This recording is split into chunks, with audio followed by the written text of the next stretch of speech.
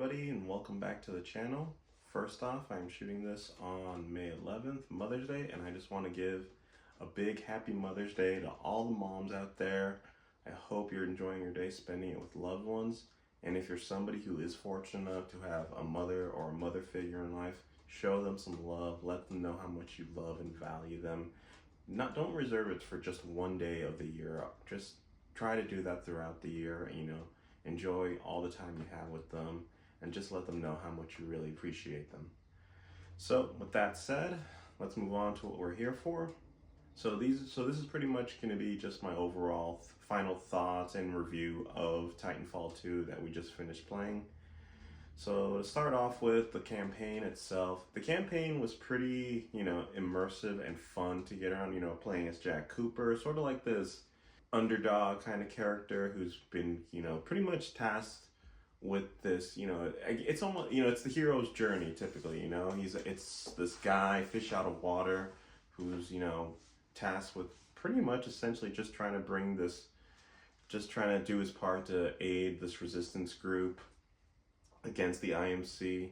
And then of course teaming up with BT, it turns into more like a buddy sort of thing, because as we've seen throughout the gameplay, it's the relationship forming between these two. It's like BT is very literal with everything Jack says, and it's just funny to watch. I think somebody's in love. A human's concept of love requires admiration, attraction, devotion, and respect. Conclusion: I am 50% in love. It's very reminiscent to the Disney movie Big Hero 6, between Hero and Baymax, so that's pretty odd. It's just kind of funny because I know that movie came out years later, but that relationship right there that I love to see. And then with the loss of BT at the end, one thing I will say that about the story, that was kind of how it ended, that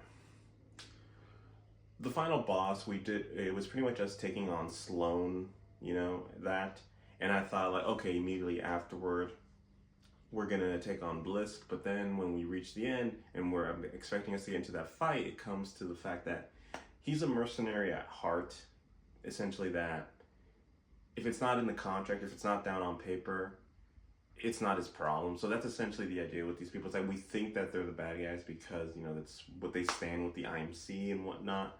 But in the end, it comes down to no. It's whoever forking over the most cash.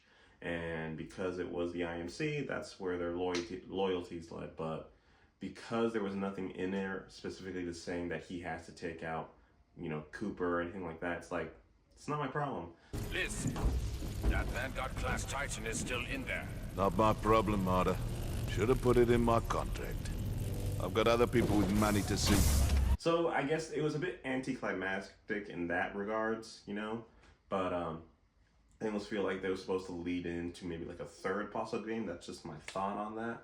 In regards to the gameplay itself, it's very fluid and smooth. Like I said in one of the videos, is that I think honestly, if we had the choice, we would prefer to be in the Titan for most of the time. That's why you kind of saw these instances where the game would force us out of the Titan, so we'd move around and take advantage of like wall running and all that stuff.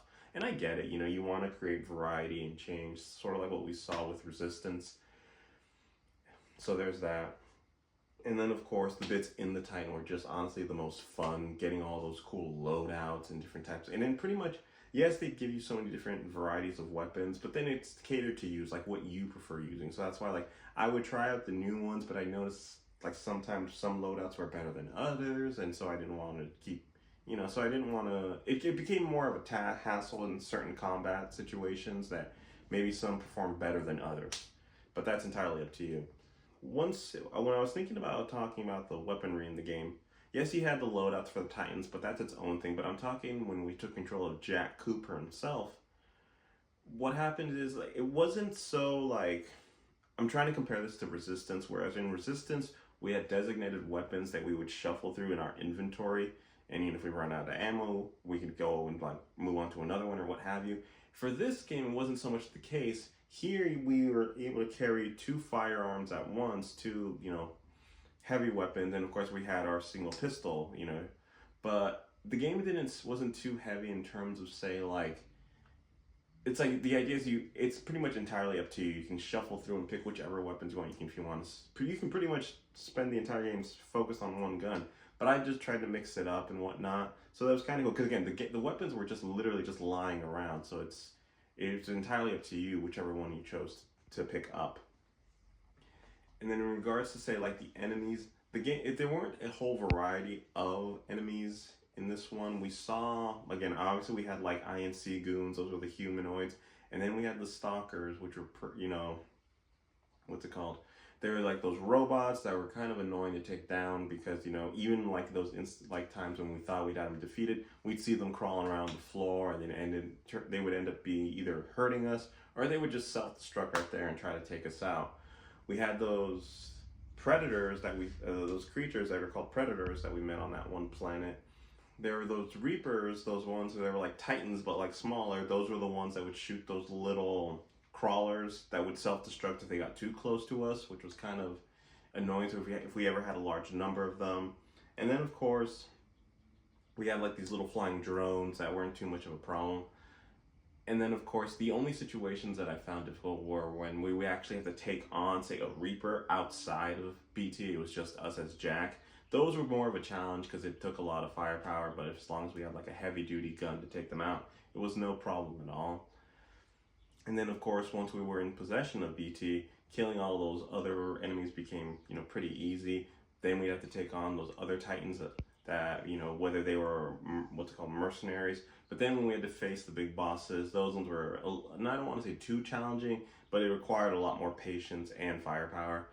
Obviously, that being said, I think the only one that I found the most tedious and annoying was Viper. It was the whole bit, the fact that he's pretty much being able to fly around. So trying to hit him became one of the biggest issues, because every other fight was grounded. It wasn't too complicated, but it was fun just being able to mix and match and just use the different loadouts to take out these various enemies. And then of course, I think one of them that we also saw were those the shield captains. These were the guys, you know, that always had the big shield in front of them. So as long as we kept shooting the shield, it would power down, but then we'd be low on ammo. So it's always best to like either find a workaround to take those guys out. The combat itself wasn't very challenging. The only issue was when we were outnumbered, when we were overwhelmed with forces, especially in the part where we were at that research facility and we were able to travel to and from the past. Because in the past, we're getting overrun with INC goons, but then when we go to the present, we have those predators hunting us down. So it's like you had to play it smart, knowing when and where to, and paying attention to where when to travel to and from the past. Otherwise, you know, you could get yourself wiped out so easily, which is what we saw in our gameplay. But yeah, and then of course, I think another thing that I mentioned in one of the videos was the longevity of the game. I didn't realize how short the game was, but when we wrapped it up, I thought, like, why? It's because I think I recall my first couple of playthroughs, like, why did it feel like this game was so long? Like, it was more to it. I think it may have been the fact that I was doing a whole bunch of trophy hunting and just taking things slow, gradually as I played, you know, trying to find the helmets and all that stuff, which kind of made the game feel like it was longer. Sort of one of the perks of trophy hunting and stuff like that is you can invest more in the game. That, you know, it does give the impression that there's more to it. But if you're just breezing through, trying to get through the story, then yeah, of course, kind of like what we saw here, is that the game, compared to the ones that we've played throughout the channel, was not that long. But it's still rather enjoyable. But of course, because it has a multiplayer feature in it, most people would probably just invest hours and hours of just playing that right there. But that's not really something we're going to be focusing on, say, on this channel. So some things that I came to learn about this game. One of the biggest things that, you know, because this game was such a success with gamers, you would think that, you know, why didn't it become a huge commercial success that people regard it as? And obviously, the biggest thing for TitanFall 2 was its release window, was when it was released back in 2016. What hurt it the most is that when it was released, it was dropped between the release of Battlefield 1 and Call of Duty Infinite Warfare. Because of that, those two games were pretty much overshadowed Titanfall 2. So honestly, I can't even recall if there were any ads or stuff on, you know, that would play on TV or online or anything. but I do recall like all that stuff when they were trying to push Battlefield and Call of Duty.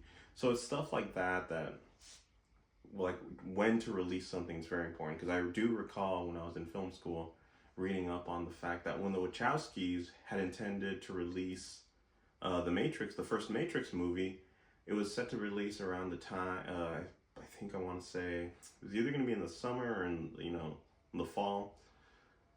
But the problem was it was around the same time that Lucas was going to release Star Wars Episode 1, The Phantom Menace. And they knew that if they dropped it on the same day as that, Star Wars was just going to completely overshadow it. So they made the smart choice and moved it to another day. So that's something developers have to take in mind when they release these things. It's like, where are they going to get the most bang for their buck? Typically, we want something, say, around for the summer or for the holiday seasons. That's where most people are invested or willing to buy stuff like this.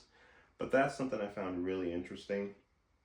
So that's the thing. Like, again, that I think people find with this game. It's a great game. It's fun to play, but you're just wondering, like, why wasn't it as big as we thought? And that's obviously why. Another thing that I found out that I found online is that there was talks apparently that EA was going to be releasing a Titanfall 3 game. That there was a Titanfall 3 game in the works. But again, this is just rumors and speculation stuff online. I'll read you what I found. So this is what I have here online. So currently the situation regarding a new Titanfall game is unclear. While some leaks and rumors suggest Titanfall 3 is in development and potentially slated for a 2026 release, Respawn has officially announced the cancellation of a Titanfall project and has not confirmed any details about a potential Titanfall 3. It is important to note that the information available is a mixture of rumor and confirmed information.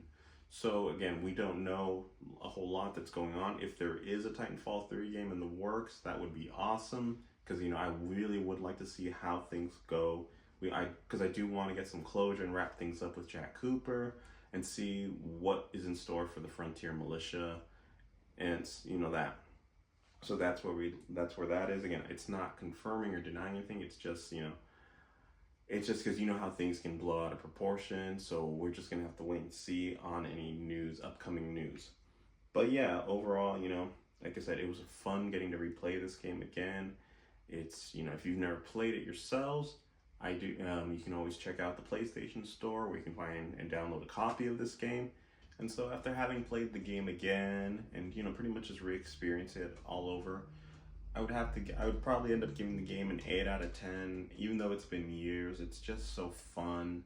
That's pretty much wrapping things up for the PS4 game for this cycle.